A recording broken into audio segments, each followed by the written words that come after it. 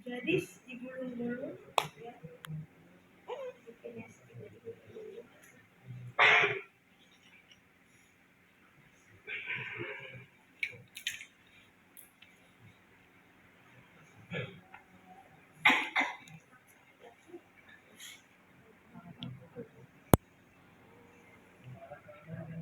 Yang sekarang minimal 3 selimut ya. Jadi ini. Terus kemudian caranya adalah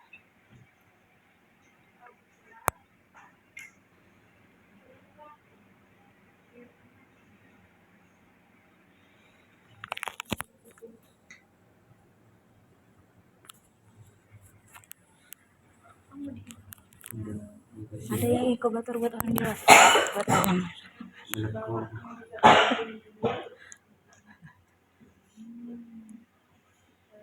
Buat tamu.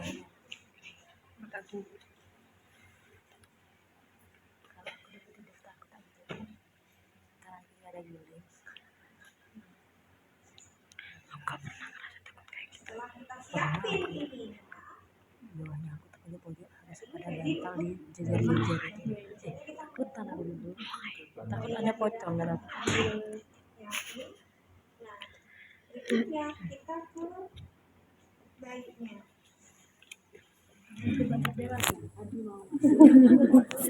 Nah, adik-adik biasanya kalau bayi baru lahir itu nggak langsung dimandiin. Minimal jam boleh dimandikan. Ada kalau bayinya terlalu kecil sekali ya kita nggak mandiin dulu. Ya. Tapi kalau misalnya di rumah gimana Bu? Bayinya itu kita perlu mandiin. Karena mandiin nggak tentang bayi BBLR prematur sangat satu rentan terjadi yang namanya infeksi. Kedua yang namanya hipotermi. Ketiga rentan terjadi penurunan berat badan. Dan yang keempat itu adalah resiko tinggi untuk terjadi sindrom kematian bayi tidak terduga. Jadi ini kan keempat ini yang perlu kita di perawatan bayi itu kita maksimalkan. Ya. Nah untuk itu untuk mencegah infeksi, ya terutama pada bayi-bayi yang masih dipasang tali pusar. Nah ini kita perlu dalam melakukan perawatan tali pusar dan tetap bayi boleh dimandiin, tapi asal bayinya dimandiin dengan cepat. Ya bedanya. Terus bedak itu kita siapin ya. Nah cara memandikan bayi, adik-adik kalau sekarang namanya ada teknik swaddler. Swaddler itu adalah teknik untuk memandikan bayi dengan menggunakan bedong. Tapi ini masih kurang familiar, jadi kita perlu nanti ketika adik-adik di rumah sakit itu edukasi gitu ya. Jadi memandikan dengan menggunakan bedongnya, bedongnya gitu ya. Tapi dia biasanya pakai baju, dia dikeluarin dulu, dibukain dulu bajunya, terus dia dipakein bedong lagi, terus baru kemudian dimandiin. Biasanya mandiinnya enak di atas ya gitu ya, ini nggak ada tempatnya dimandiin di bawah. Enggak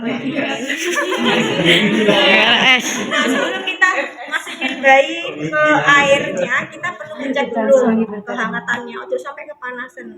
Ya, kalau nyotot nanti bayi. Ya kan? Nah, kita mandiin bayi ya, jangan lupa menggunakan sabun, ya sabun bayi ya, kita mandiin ya dengan masih tetap menggunakan bedongnya. Gitu ya, sambil dibersihin. Terus habis itu ini maaf saya lupa ya, biasanya itu kayak gini, kalau perawat itu kita sediain apel kalau apa terus ininya tuh begini. Masih nangis dulu ya? Enggak, ketawa. Nah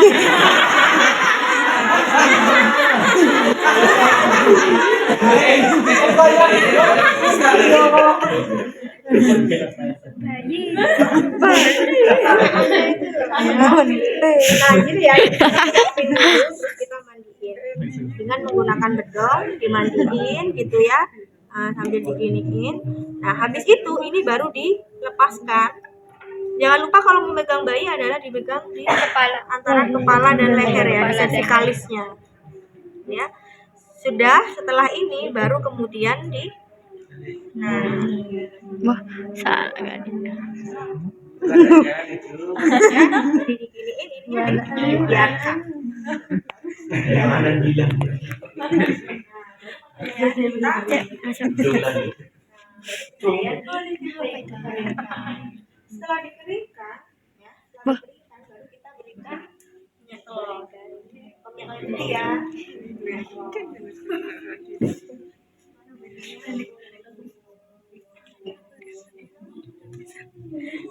Cek, cek, cek.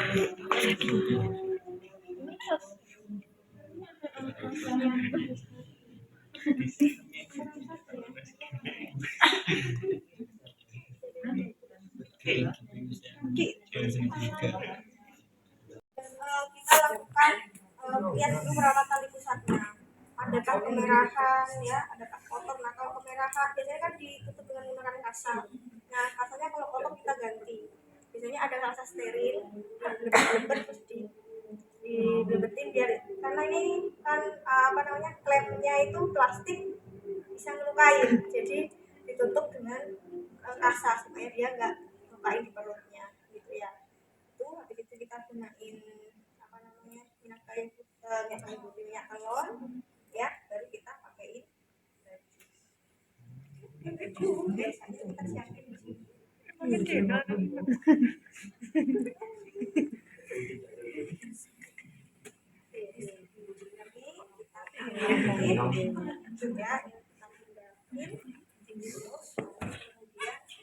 pertanyaan dulu, ini, kalau sekarang udah pakai diapers ya, di rumah sakit paling gampang ya.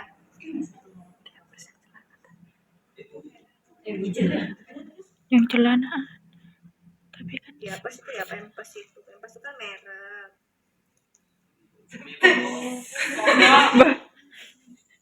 Ya kalau dulu Koko. Ini habis itu dipakein.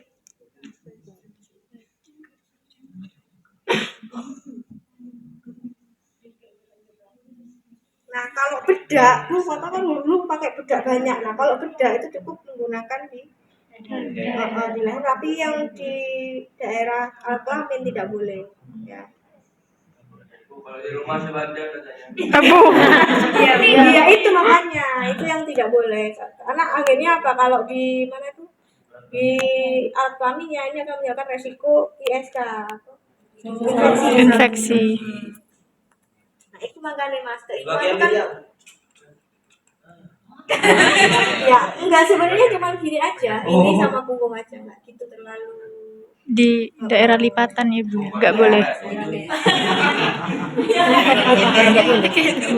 ya apa ya, makanya itu mas, peran kita sebagai keilmuan itu akan selalu senantiasa berkembang ya, makanya itu peran nanti PR kamu tuh untuk memberikan edukasi ya.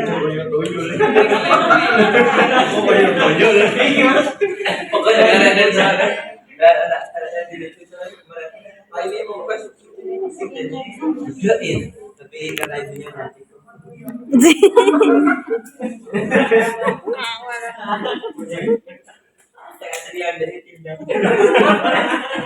Nah, jangan lupa untuk memakaikan sarung tangan. Selain memberikan kehangatan, ini juga kadang kukunya panjang, ya, supaya tidak melukai wajah. Itu biasanya jatuh. First gear. Nah, ininya hilang satu ya. Ayo kita pakai satu. Nah, ini dipakai sarung. Ini terus habis itu biasanya kita langsung pakai Enak dari kerudungan kecil. ya. Nah, ini nanti tugasnya kalian kalau di rumah sakit gitu, kalau kalian ditempatkan di ruang Gede bos. sterile bayi. Bos 3 bulan. Kalian di rumah. Terus masih banyak katanya nggak boleh di masjid. Itu di mana? Kalau masih boleh kan banyak anaknya. Kan nggak boleh di masjid. Itu di mana? Kan sekarang nggak boleh lahiran di rumah. Dapat tahu tiba-tiba kebuncur. Iya waktu itu ada Di rumah bu, di sekolah dulu. Kan dia lahiran. Iya, nggak pernah kan di India, cuma di apa? Di udah siap, jadi baru kita masukkan ke Jangan bener gokil kali. penggunaan bantal itu sebenarnya untuk usia 2 tahun tidak begitu direkomendasikan, tidak begitu dianjurkan ya. Kenapa? Karena posisi yang lurus itu baik untuk sirkulasi dari untuk ke otak ya, untuk Seluruh tubuh gitu nanti sejajar. Loh bener kalau ke videoin Bantal nasi kepalanya penceng gitu ya. Itulah pentingnya kita melakukan positioning. Jadi bayi ini setiap 2 jam dia nggak akan gini terus. Jadi tiap 2 jam kamu kalau di ruang fitness gitu ya, kamu harus miringin ini bayi. Kita namanya positioning. Nah, positioning ini kadang kalau dia biasanya nggak tahan dengan menggunakan bedong ini. Biasanya bedongnya itu dibuka gitu ya, dibuka, baru kemudian kita positioning, dimiringkan ini ya, jadi biar kepalanya tetap bagus. Nah, kita positioning, nah yang bawah ini dinaikkan terus dibikin seperti ini, dinaikkan kakinya satu ini ya, bentar ya, Biar apa ya? nah ini biar dia miring gitu ya. Nah, ini biasanya mas-mas yang praktek di rumah sakit itu saking kreatifnya, iki iso digawe ganjel ngedot. Dia tinggal ya. Ganjel ngedot. Iya, Dot tuh buat ganjel. diganjel kan kalau di harus miring, kamu nggak mungkin gendong sebanyak bayi itu banyak kan di ruang perin. Dan ini namanya mikamiki, dimiring kanan miring kiri itu selama 2 jam sekali. Ya, 2 jam sekali. Sambil minum susu ini, nah, kita bisa ngurusi bayi yang lain. Karena kalau di ruang perin itu banyak seperti di rata-rata ya di Bali maupun di Bandung itu 30 lebih. Setiap hari. Ya iya. Siapa yang itu yang merawat? Ya makanya mereka tuh senang sekali kalau ada mahasiswa karena setiap 2 jam kita ngasihin susu dan juga itu melakukan perawatan semua ini, dimiringkan, di positioning, Jangan dibilang ya, pu. untuk memaksimalkan sirkulasinya. Jadi di piring kanan, di piring kiri. Dihidupkan. Sebenarnya di teorinya juga ditemukan yang namanya di tengkurepin. Cuma di tengkurepin itu, Sesak nafas. nah iya resiko sindrom kematian bayi tidak diduga. Karena kenapa? Kita kan ngurus banyak bayi ya di rumah sakit. Sebenarnya ditinggal, kan digini kan ya bahaya gitu ya. Jadi tetap miring kanan sama kiri. Makanya. Lagu suwile berenang. Kanan miring kiri. Tapi orang barat kok. Nah, kalau misalnya ditemukan adik-adik, oh ini bayinya ternyata ikteri. Misalnya, ikteri kan ada 2, ada ikteri neurologis atau ikteri patologis. Nah, bayi-bayi dengan prematur dan BPFR itu resiko tinggi juga dia dapat mengalami hiperbilirubinemia atau ikteri. Nah, kalau bayi mengalami ikteri, ya, maka biasanya ketika dilakukan di inkubator ini sekalian dilakukan fototerapi. Ya. Nah, kalau dilakukan fototerapi bayinya ya dibuka bajunya, ya dibuka bajunya.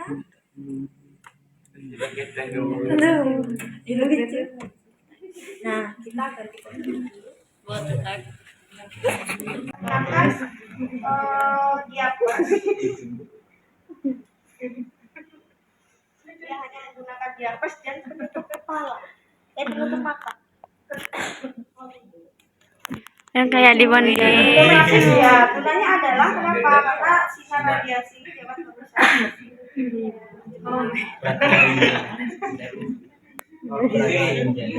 Itu bukan itu, Ania Susanti. Ya, dan menggunakan diapers ya untuk melindungi kelamin ya.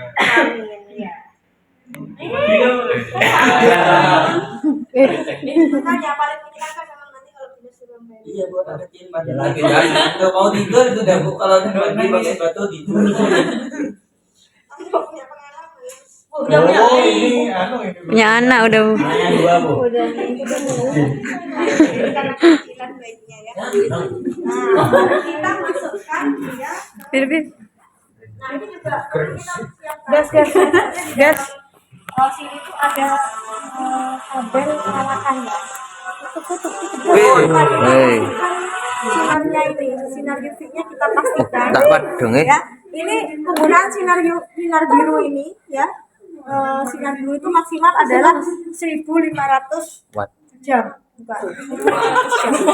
Kalau sudah lebih dari 1.500 jam maka harus diganti. Gitu ya. Jadi yang buat anunya uang itu. Waduh, itu uang itu.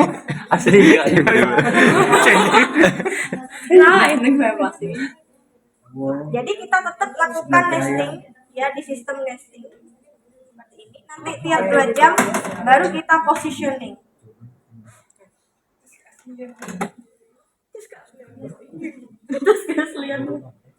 Coba sama dia mesin satu.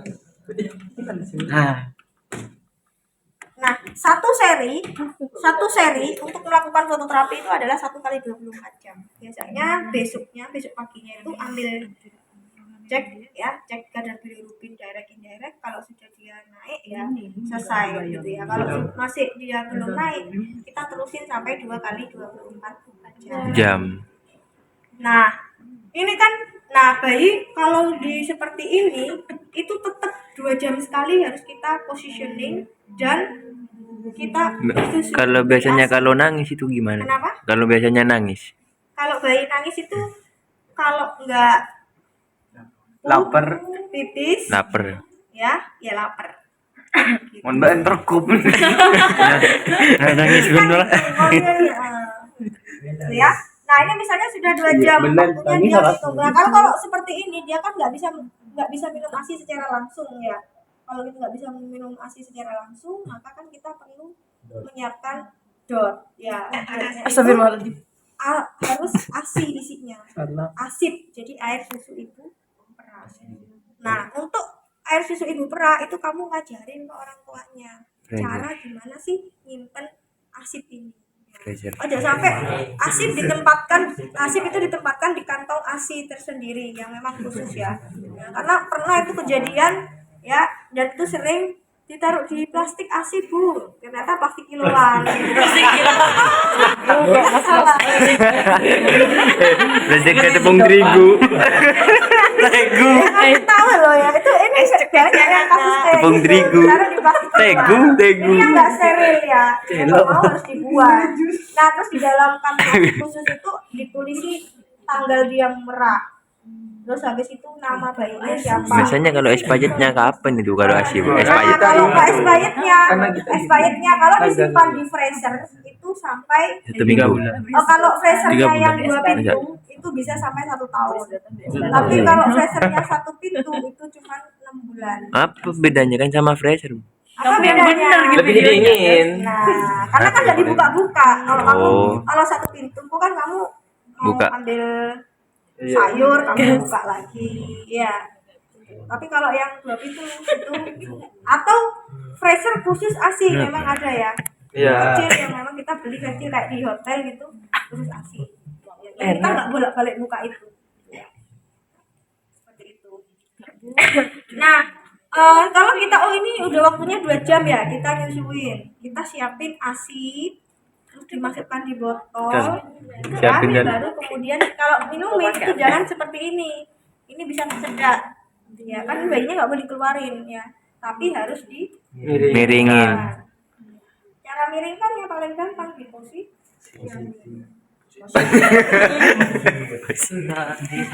apa itu biasanya diganjel ini ganjel ya, Biasanya ganjil pakai apa? Pakai dot. Botol.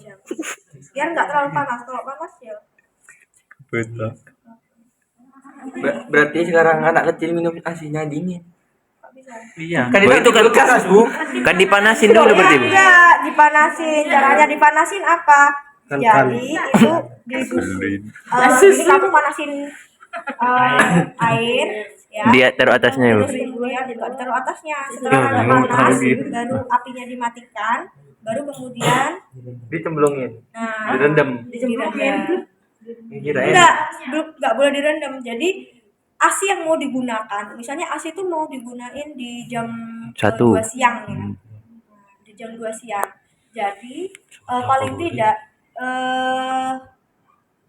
3 jam sebelum sekarang misalnya jam 11 jam 12 ya. Nanti kamu gunain jam 2. Sekarang dikeluarin dulu. Ya dari freezer itu dikeluarin dulu, ditunggu sampai dia mencair. Atau kalau misalnya dari freezer ya itu ditaruh di tempat yang di bawah. Kalau kita di tempat minuman sayur-sayur gitu ya, taruh di bawah ya sampai kan dia agak mencair ya, dia mencair sudah nggak beku lagi ya. Setelah nggak beku dikeluarin, ditaruh di suhu ruang. Suhu ruang kira-kiranya sudah dia nggak dingin, baru dipanaskan. Dipanaskan itu bukan api yang ngebul-ngebul terus dimasukkan ya, enggak. Jadi kamu manasin air, kalau sudah hangat panas hangat airnya nggak terlalu panas ya, karena kalau panas kan ASI itu protein ya, nanti proteinnya mengalami denaturasi, rusak. Jadi tetap yang hangat agak panas terus dimatiin, baru kemudian yang ASI tadi itu dipindahin di botol gitu ya, di botol, karena kan kalau plastik nggak boleh ya, plastik kena panas nggak boleh.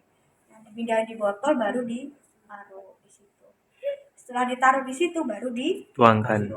Oh udah jam 2 ini. Biasanya kita mulai jam 11 itu udah persiapan karena prosesnya panjang.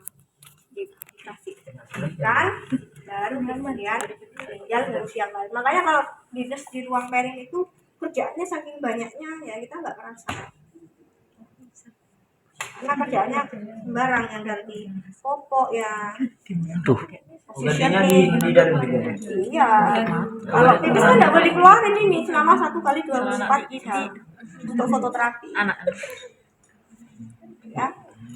Kalau ceket Ya, gimana? ini dimiringkan di nesting. Lalu di positioning.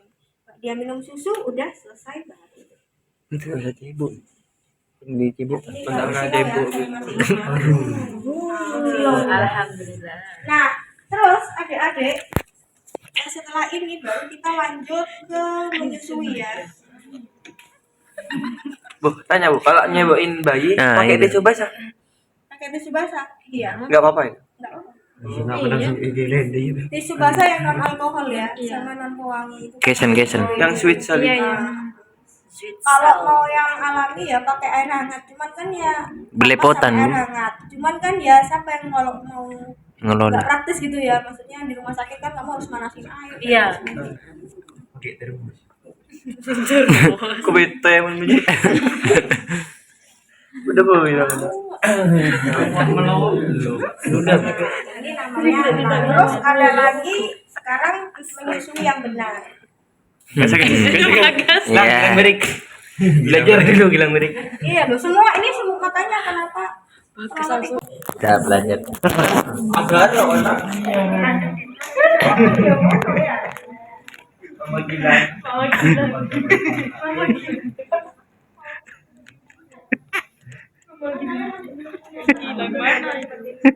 Ang malang.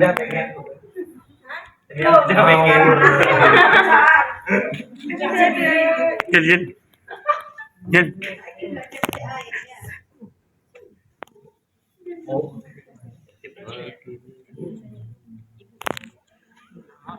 Nah, yan na.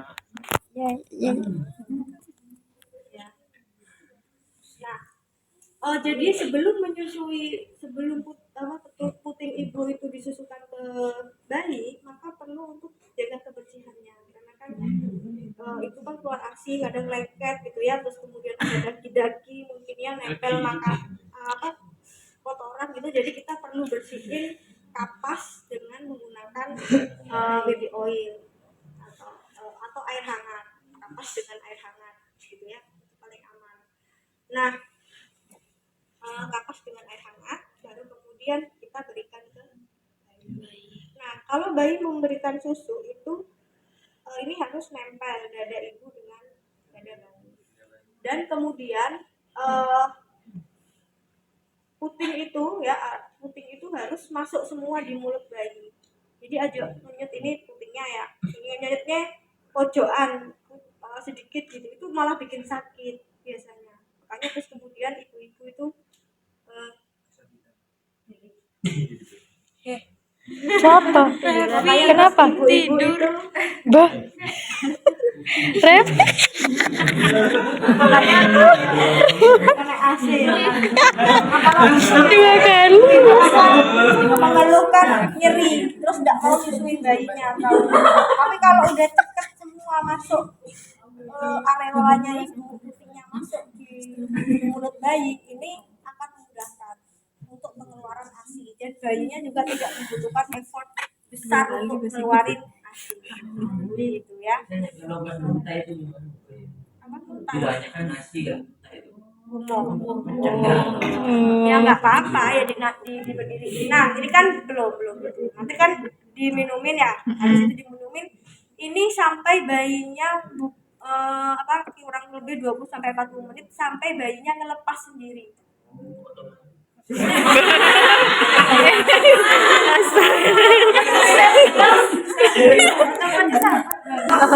Ya Allah, otomatis.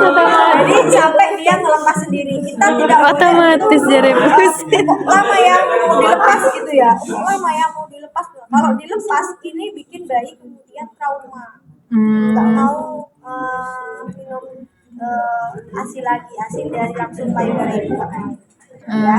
Makanya kita pastikan untuk bayi memang ngeluarin sendiri. Nah biasanya kalau payudara yang sebelah kiri itu sedang menyusui, payudara yang sebelah kanan itu ASI yang di payudara kanan itu keluar.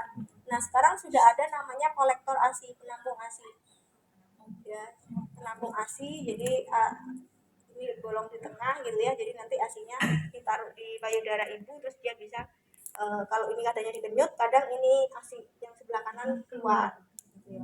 Jadi biar nggak buang sia-sia itu pakai kolektor ASI. Nah biasanya ini yang kemudian digunakan untuk ASI, disimpan sama ibu gitu. Sekarang teknologinya udah canggih gitu ya. Kalau dulu kan enggak, jadi yang ini diminumin, yang sini disumpal pakai sapu tangan gitu kadang ya, kan terbuang sia-sia. Sekarang sudah ada kolektor.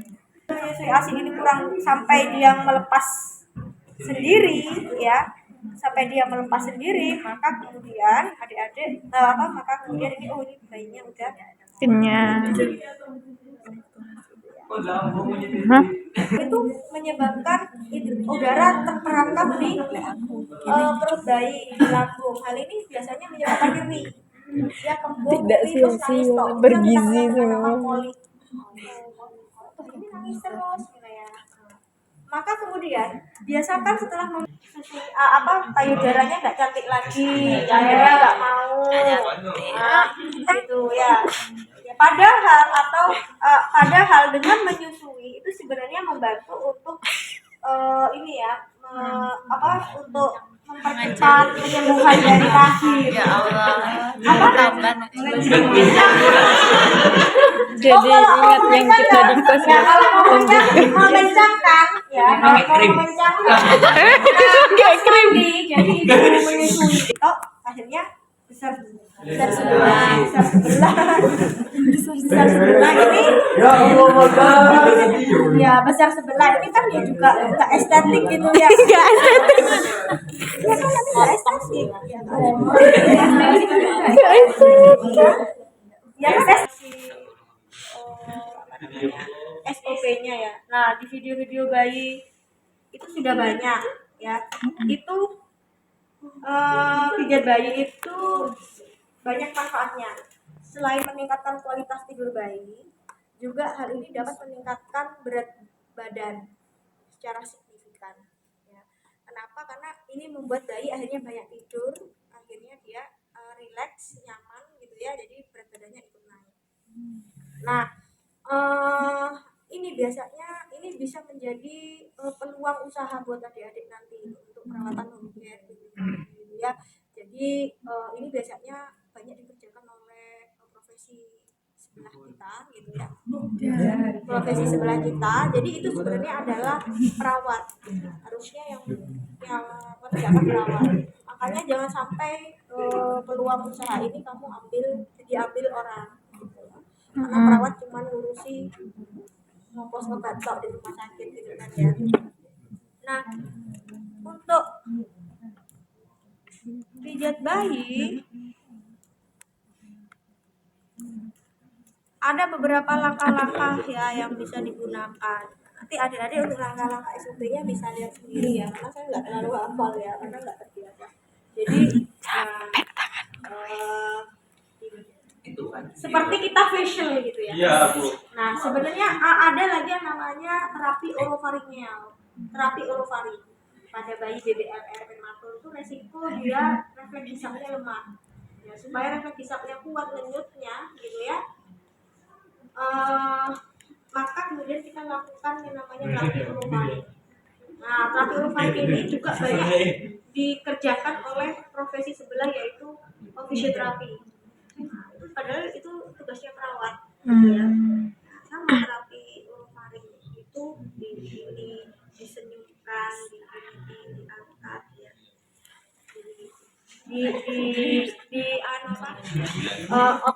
otot di rahang sini di stimulasi ya, supaya refleks hisapnya kuat.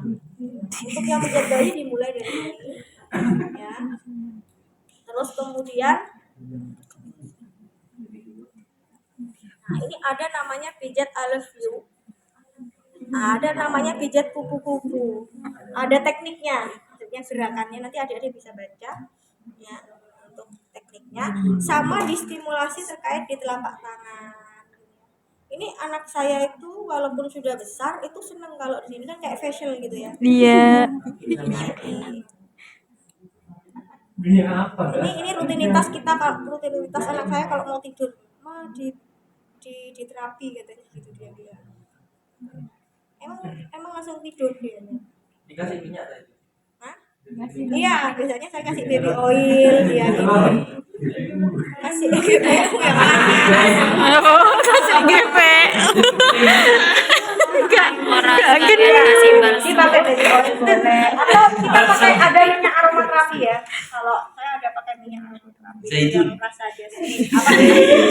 Jasmine ya.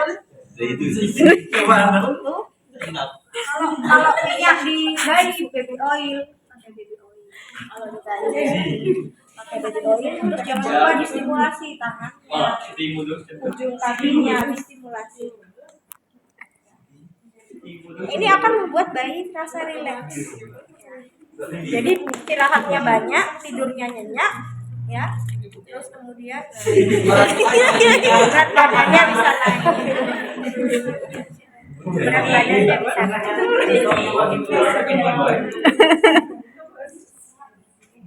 Masuk boleh di rumah sakit gak iso ya? Ya, nanti pas mandiin bayi gak iso. Nanti kalau ada dinas di ruang perin, ya, tolong nanti setelah memandikan tetap distimulasi ya untuk kemudian pijat bayi ini. Ini harus bisa kalian. Gitu ya. Nanti bisa diterapi. Itu sampai bayi usia 1 tahun, berapa? 18 tahun apa ya? Saya lupa. Itu 18 tahun. Bulan. Itu masih bisa untuk distimulasi. Mungkin distimulasi dipraktekkan di keponakan. Iya, Bu. Iya, Bu. Kan ini masih jadi tante-tante om ya. Iya. Dia nanti mandiin. Tante. Adalah biasanya yang kental, hilmil, karena dia mengandung hilmil. Nah, ASI yang kental itu oleh karena konsumsi makanan ibu yang tinggi protein, tinggi lemak, kacang-kacangan, ya itu akan menghasilkan hilmil. Ya, jadi ASI yang berkualitas. Ya, biasanya ASI yang berkualitas itu warnanya kental kekuningan. Nah, yang terjadi di masyarakat biasanya ibu menyusui ini nggak oleh makan apa-apa, cuma sayur tok. Nah, ini yang menyebabkan ASINya jadinya putih, encer. Nah, jadi berat badan bayi ini nggak cepat naiknya. Makanya kita stimulasi nutrisi itu kalau menyusui makanannya harus diperhatikan. Terus apalagi yang perlu diperhatikan juga berkaitan dengan konsumsi obat. Ketika ibu menyusui itu kalau dia lagi sakit itu tidak boleh dia minum konsumsi obat itu tidak boleh memberikan ASI. Itu perlu konsultasi Dokter. Ya, konsultasi dokter. Terus apa lagi? Apa lagi ya? Berat kerja ginjal pada ibu biasanya ibu-ibu yang mengkonsumsi jamu-jamuan pekat ini resiko tinggi anaknya mengalami hiperbilirubin atau IPR. Ya, nanti kalau di rumah sakit itu kan kita melakukan anamnesis ya. Anamnesis itu kenapa bayinya bisa terjadi hiperbilirubinemia ini pasti kita nanti arahnya apakah ibunya sebelumnya mengkonsumsi jamu. Ini angka kejadiannya juga cukup tinggi ya mengingat di budaya kita itu jamu gak pekat itu gak enak ya padahal sebenarnya bukan yang pekatnya itu kan sekarang sudah ada misalnya dengan konsumsi apa itu namanya daun katu gitu ya itu dibuat makan apa sayur itu cukup memperlancar ASI dan yang penting adalah ibu cukup istirahat dan ibunya happy. Gak stres. Nah, ya, jadi dari asmara sampai ibunya, ya, ibunya memang punya keyakinan untuk menyusui. Itu tadi, punya keyakinan untuk menyusui. Makanya kenapa ibu harus cukup istirahat? Karena memang perlu komitmen yang tinggi kalau mau menyusui, menyusui ASI ini. Kenapa? Karena menyusuinya kan tiap 3 jam sekali. Untuk kita mengejar karena 80% komposisi tubuh bayi itu adalah air. Ya kita kurang minum aja bayinya bisa demam, berat badannya turun drastis. Nah, untuk bukan kompensasi ya. Kita itu sebenarnya bayi itu boleh kok berat badannya turun, tapi tidak ketika pulang ya dari rumah sakit itu turun itu maksimal hanya 7% sampai 10% dari berat dia saat lahir. Selebihnya itu tidak boleh. Ya paling bagus itu adalah ya naik. Ya, makanya itu butuh komitmen memang dari ibunya. Nah, komitmen itu tidak bisa jadi komitmen ibu, tapi juga komitmen di komponen pendukung atau support system dari suami. Terus di rumah itu siapa yang yang menjaga selain ibu, misalnya orang tua dari ibu gitu ya, neneknya. Jadi misalnya di jam 9 malam ibunya setelah menyusui yang terakhir menyusui anaknya ibunya istirahat. Nah, nanti kalau di jam 10, 11, 12, 1 itu bapaknya yang nyusuin bayi dengan menggunakan ASI. Jadi disiapin nanti di jam 10 dan disiapin. Atau biasanya pakai mbah-mbahnya gitu ya. Ya jam 10. Memang itu butuh kerjasama. Makanya penting sekali untuk tadi ya menjadi ayah yang siaga. Tergantung nek kamu pengen anakmu. Nah, kenapa ini juga penting ya? Nutrisi yang baik ya dan stimulasi yang baik itu sangat berdampak terhadap perkembangan di kemudian hari. Kenapa? Karena 80% perkembangan manusia itu ada di 1000 hari pertama kehidupan. Jadi anak usia barulah anak ketika kita positif hamil sampai anak usia 2 tahun, disitulah kamu harus maksimal dalam memberikan nutrisi dan stimulasi. Karena ini 80% perkembangan manusia itu perkembangan otak itu di usia 1000 hari pertama kehidupan. Lebihnya itu maintenance hanya untuk meningkatin lewat stimulasi dan lain sebagainya.